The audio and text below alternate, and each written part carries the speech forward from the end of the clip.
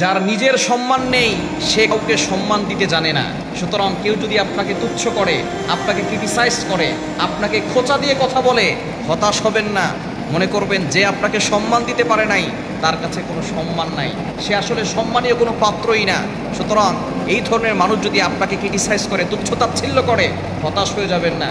মনে করবেন যে সম্মান দিতে জানে না সে কখনো সম্মান পায় না, এজন্যই সম্মান দিতে জানে না। সুতরাং এই ধরনের মানুষের কথায় আপনি কখনো ভেঙে পড়বেন না।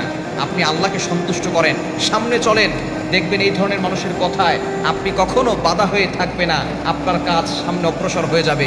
সুতরাং আপনি শুধু আল্লাহকে সন্তুষ্ট করান, দেখবেন আল্লাহ তাআলা আপনার দুনিয়ার সব কিছু সহজ করে দিবেন।